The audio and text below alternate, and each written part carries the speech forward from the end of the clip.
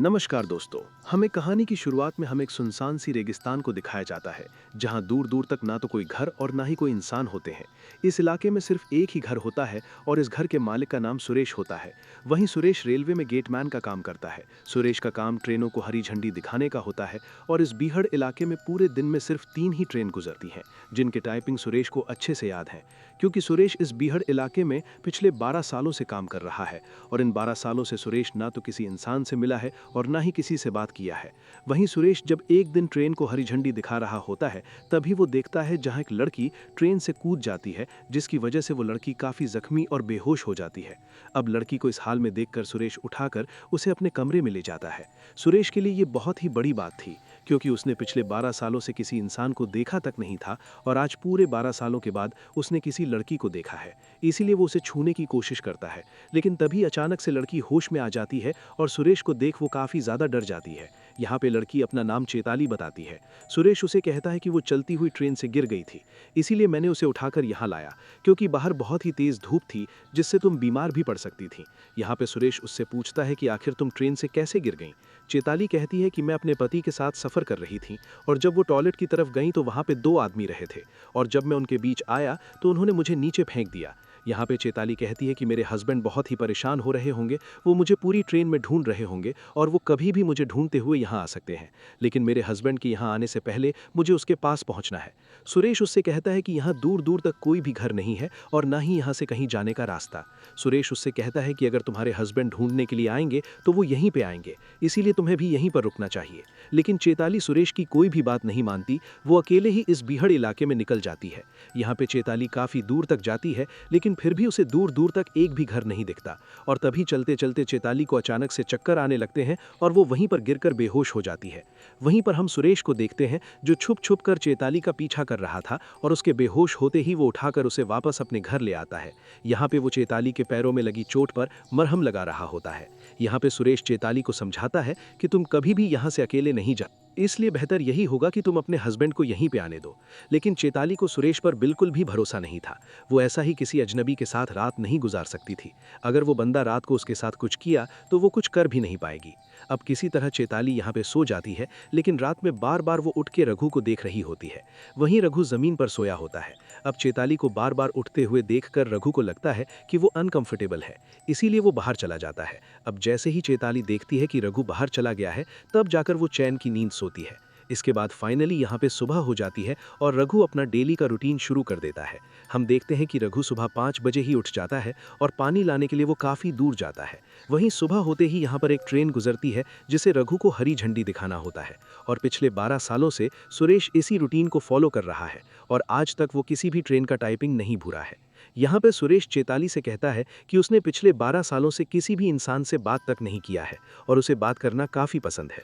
अब धीरे धीरे चेताली भी कहीं ना कहीं रघु पर यकीन करने लगी थी, क्योंकि उसने रात को चेताली को कंफर्ट देने के लिए खुद बाहर चला गया, इसलिए जब उस पर थोड़ा थोड़ा भरोसा भी होने लगा था। अब यहाँ पे चेताली सुरेश को थोड़ा परेशान दिखती है तो सुरेश उससे कहता है कि मैंने तुमसे एक बात छुपाई है। वो कहता है कि हर रोज़ जब भी यहाँ से ट्रेन गुजरती है तो मेरा टेलीफोन बजने लगता है। दरअसल वो टेलीफोन सिर्फ इनकमिंग होता है, उससे आप किसी को कॉल नहीं कर सकते। इसमें जो भी कॉल आते हैं आप सिर्फ उन्हीं से बात कर सकते हैं और अगली बार जब ये टेलीफोन बजेगा तो मैं तुम्हारे बारे में उन्हें बता दूंगा, जिससे तुम्हारा हस्बैंड तुम्हें जल्दी से ढूंढ लेगा। अब फाइनली कुछ देर के बाद वो टेलीफोन बजता है। अब यहाँ पे सुरेश जैसे ही उन्हें चेताली के बारे में बताने वाला होता है, तभी अचानक से चेताली कॉल को काट देती है।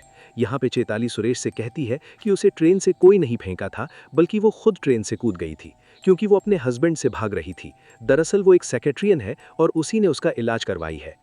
इसके बाद चेताली रघु को अपनी कहानी बताने लगती है। वो कहते हैं कि कुछ साल पहले सिंचू नाम का एक पेशेंट मेरे पास आया था, जो कि काफ़ी डिप्रेशन में था, क्योंकि उसकी वाइफ ने सुसाइड कर लिया था और ये सदमा संजू बर्दाश्त नहीं कर पाया और वो डिप्रेशन में चला गया और वो चाहकर भी डिप्रेशन से बाहर नहीं आ पा रहा था और इसीलिए चेताली ने उसका इलाज किया।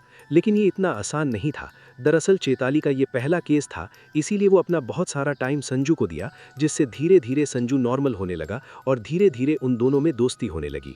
अब क्योंकि चेताली संजू के साथ बहुत सारा टाइम स्पेंड कर रही थी, इसीलिए ये दोनों धीरे धीरे एक दूसरे को पसंद करने लगते हैं और फाइनली कुछ दिनों के बाद ये दोनों एक दूसरे से शादी कर लेते हैं।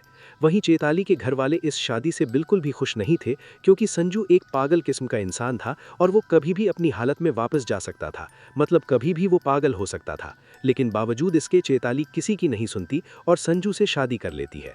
वहीं उनकी शादी के कुछ ही दिनों के बाद संजू ने अपना असली रूप दिखाना शुरू कर दिया। वो चेताली के साथ ऐसा बिहेव करने लगा था जैसे कि वो फिर से पागल हो गया है। साथ ही वो चेताली के साथ मारपीट भी करना शुरू कर दिया था और संजू का ये डेली रूटीन बन चुका था। वो हर रोज दारू और ड्रग्स का नशा करता था और घर जाकर अपनी वाइफ चेताली को मारने लगता था। वहीं चेताली भी संजू की इस हालत से काफी परेशान हो चुकी थी, क्योंकि संजू चेताली की जिंदगी खराब करने लगा था। इसके बाद कहानी प्रेजेंट में आ जाती है, जहां पर चेताली अब सुरेश पर भरोसा करने लगी थी। इसके बाद चेताली नहाने के लिए जाती है। वहीं सुरेश काफी दूर से पानी लाया होता है और चेतालिस जब नहाने लगती है तो सुरेश छिपकर उसे नहाते हुए देखने की कोशिश करने लगता है। अब चेतालिस जब नहाकर वापस आती है तो सुरेश उसे पहनने के लिए अपने कपड़े देता है। वहां पर जाऊंगा दोस्तों। अगर वीडियो आपको पसंद आ रही हो तो प्लीज सब्सक्राइब कर बेल आइकन को जरूर ऑल पर क्लिक करें। सुरेश उससे पूछता है कि तुम्हारे पीठ पर जो चोट का निशान है वो कैसे लगा है। अब उसकी बातें सुनकर चेताली समझ जाती है कि सुरेश छुप कर उसे देख रहा था। यहाँ पर वो कहती है कि ये चोट का निशान भी उसी के यहाँ है, पति ने दिया है। इसके बाद फिर से वो अपनी फ्लैशबैक की कहानी शुरू कर देती है। वो कहती है कि उसने कई दिनों महीनों तक संजू का टॉर्चर झेला, लेकिन एक दिन उसे संजू की डायरी मिल गई और उस डायरी में उसने अपने बारे में सब कुछ लिखा था। अब उसकी डायरी देखकर चेताली को फाइनली पता चल जाता है कि उसकी वाइफ ने सुसाइड नहीं की थी, बल्कि संजू ने उसका मर्डर किया था। और साथ ही साथ उसने हॉस्पिटल के एक नर्स को भी जान से मारा था, जिसके बारे में उसने उस डायरी में लिखा था। लेकिन तभी वहां पर संजू आ जाता है और वो चेताली को उसका डायरी पढ़ते हुए उसे देख लेता है। यहाँ पर संजू उसे बहुत मारता है और पुलिस से बचने के लिए संजू चेताली को ट्रेन से कहीं ले जाने लगा और इसी सफर में चेताली ने चलती हुई ट्रेन से जंप लगाया था। इसके बाद कहानी प्रेजेंट में आती है। यहाँ पर चेताली अपनी पूरी कहानी सुरेश को बताती थी। अब उसकी कहानी सुनने के बाद रघु उससे कहता है कि तुम्हारी और मेरी कहानी एकदम सेम है। वो कहता है कि मेरा इस दुनिया में कोई भी नहीं है और अब तुम्हारा भी नहीं, इसीलिए हम दोनों यहाँ पर आराम से अपनी जिंदगी गुजार सकते हैं। लेकिन यहाँ पर चेताली को कुछ भी समझ नहीं आ रहा था कि आखिर सुरेश उससे कहना क्या चाहता है। लेकिन तभी ट्रेन आने की टाइम हो जाती है, इसीलिए सुरेश हरी झंडे दिखाने के लिए बाहर चला जाता है। अब धीरे धीरे चेताली भी सुरेश का हाथ बटाने लगती है। वो उसके लिए खाना बनाती थी, घर की साफ सफाई करने लगी थी। लेकिन एक दिन चेताली के हाथ कुछ ऐसा लग जाती है जिसे देखकर वो बिल्कुल हैरान हो जाती है, एकदम शॉक्ड हो जाती है। उसे यहाँ पर न्यूज़पेपर की एक कटिंग मिलती है जिसमें लिखा होता है कि एक शख्स 4 लोगों की मर्डर करके यहाँ से फरार हो गया है। और चेताली को यहाँ पता लग जाता है कि रघु ने किसी दूसरे सुरेश की आइडेंटिटी को चुराया है, जो कि पहले इसी लेवल क्रॉसिंग पर गेटमैन के रूप में काम किया करता था।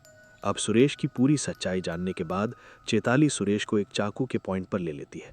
लेकिन तभी सुरेश चेताली से कहता है कि तुम्हें डरने की कोई बात नहीं है, मैं खुद ही तुम्हें पूरी सच्चाई बताने के लिए तैयार हूँ। और इसके बाद सुरेश अपनी पूरी कहानी बताने लगता है। यहाँ पे वो कहता है कि मेरी माँ ने मेरे लिए एक लड़की पसंद की थी और पहली ही मुलाकात में मैंने उस लड़की को अपनी पूरी सच्चाई बता दी। मैंने उसे बताया कि मैं पहले एक लड़की से प्यार करता था, लेकिन उस लड़की ने मुझे धोखा दे दिया और उसने एक अमीर लड़के से शादी कर ली। लेकिन मैं जिस लड़की से शादी करने वाला था उसका कोई भी बॉयफ्रेंड नहीं था, वो बिल्कुल वर्जिन थी और वो मेरी पूरी सच्चाई जानने के बाद भी मुझसे शादी करने के लिए मान गई थी और हम दोनों की शादी हो जाती है। लेकिन 1 महीने के बाद मेरी पत्नी अपने कज़न को बुला लेती है और उसने अपने कज़न को इसलिए बुलाई थी क्योंकि मेरे पास बहुत सारे खेत थे जहाँ पर काम करने के लिए मुझे अकेले ही बहुत ज़्यादा मेहनत करनी पड़ती थी। इसीलिए मेरी वाइफ ने मेरी हेल्प के लिए मेरे साथ काम करने के लिए अपने कज़न को यहाँ पर बुला लिया था। और कुछ समय के बाद मैं एक बच्चे का बाप भी बन गया और कुछ सालों के बाद मेरे 2 बच्चे हो गए थे। इसके बाद मेरी पत्नी ने कहा मुझे और बच्चे नहीं चाहिए, इसलिए तुम जाकर नसबंदी करवा लो। इसीलिए मैं अपनी पत्नी की बात मानकर नसबंदी करवाने के लिए डॉक्टर के पास गया। लेकिन जब वो डॉक्टर मेरा चेकअप किया तो उन्होंने मुझसे कहा कि तुम्हें नसबंदी कराने की कोई ज़रूरत नहीं, क्योंकि तुम वैसे भी बाप नहीं बन सकते। अब डॉक्टर की इस बात को सुनकर मैं पूरी तरह से हैरान हो गया और इसके कुछ देर के बाद जब मैं अपने घर पहुंचा तो वहां का नज़ारा देखकर मैं और ज़्यादा टूट गया, क्योंकि मेरी वाइफ और उसका कज़न दोनों एक साथ थे।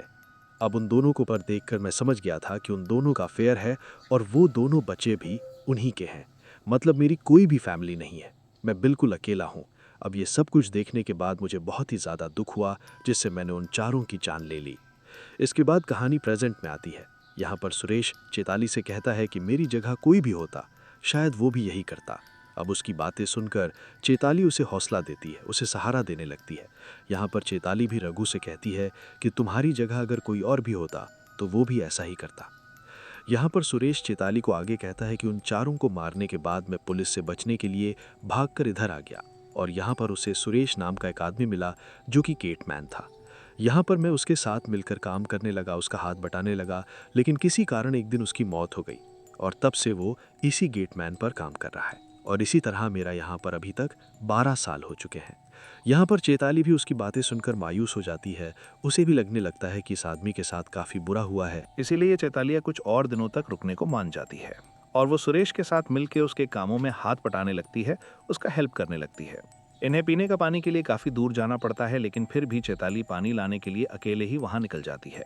इसके बाद हम देखते हैं जहाँ पर चेताली पानी लाने के लिए जाती है और वहीं सुरेश रेलवे क्रॉसिंग पर होता है और तभी यहाँ पे संजू आ जाता है, जो अपनी पत्नी चेताली को ढूंढते हुए यहाँ पहुँच गया था। यहाँ पे वो सुरेश से पूछता है कि क्या तुमने यहाँ किसी लड़की को देखा। यहाँ पे सुरेश उसे साफ मना कर देता है। वो कहता है कि नहीं, मैंने यहाँ पे किसी लड़की को नहीं देखा। यहाँ पे संजू उससे कहता है कि उसकी पत्नी की ट्रीटमेंट चल रहा है क्योंकि वो पूरी तरीके से पागल है। उसका नाम शिखा है और वो अपने मन से ही उल्टी सीधी बातें बताने लगती है और वो अपने आप को डॉक्टर भी बताती है। और अगर शिखा किसी के साथ रह रही है तो उसे जानलेवा खतरा भी है। और अगर तुमने उस लड़की को देखा है तो मुझे अभी बता दो, क्योंकि फिलहाल मेरी वाइफ शिखा का इलाज चल रहा है और मेरा नाम डॉक्टर संजू है।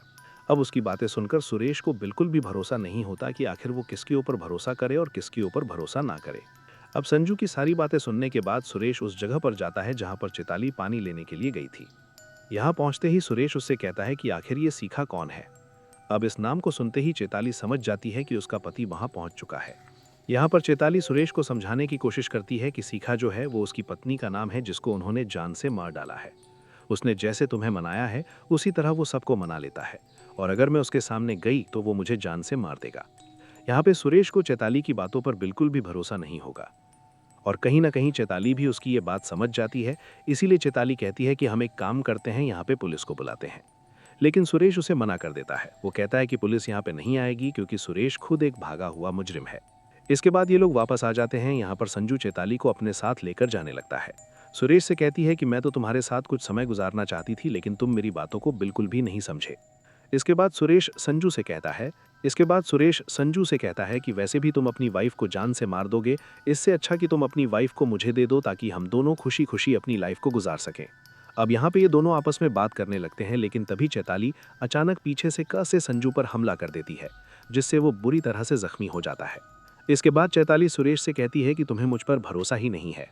अब उसकी बातें सुनकर सुरेश संजू को जान से मार देता है।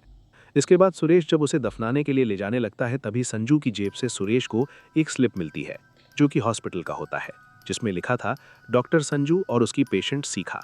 और इसका मतलब साफ है कि इनमें से साइको कोई नहीं बल्कि वो चेताली है, जिसका असली नाम शिखा है। और शिखा जो है उसका इलाज चल रहा था और डॉक्टर संजू जो उसका ट्रीटमेंट कर रहे थे। और तभी अचानक से चेताली सुरेश पर भी हमला कर देती है और उसे यहाँ पे जान से मारने की कोशिश करने लगती है। लेकिन सुरेश को मारना इतना आसान नहीं था, इसीलिए उल्टा उसी ने चेताली को जान से मार दिया। और फाइनली यहाँ पर एक बहुत ही बड़ी चीज रिवील होती है। दरअसल उन दोनों में कोई भी साइको नहीं था, वो असली साइको सुरेश था। दरअसल सुरेश ने जिस लड़की से प्यार किया था, जिसने सुरेश को धोखा दिया था और एक पैसे वाले लड़के से शादी कर ली थी, ने उन दोनों को जान से मार दिया था और साथ ही वो उन दोनों के बच्चों को भी जान से मार दिया था। और यहाँ रेलवे क्रॉसिंग पर जो असली सुरेश था, सुरेश ने उस सुरेश को भी जान से मार डाला था। वेल गाइज, आप इन लोगों के बारे में क्या सोच रहे हैं? आपके हिसाब से सबसे ज्यादा साइको कौन था, सुरेश, संजू या चेतावनी? आप अपनी राय कमेंट में जरूर बताएं। और अगर आप इस चैनल पर नए हो तो चैनल को सब्सक्राइब कर लें। मिलते हैं एक और नई मूवी के साथ।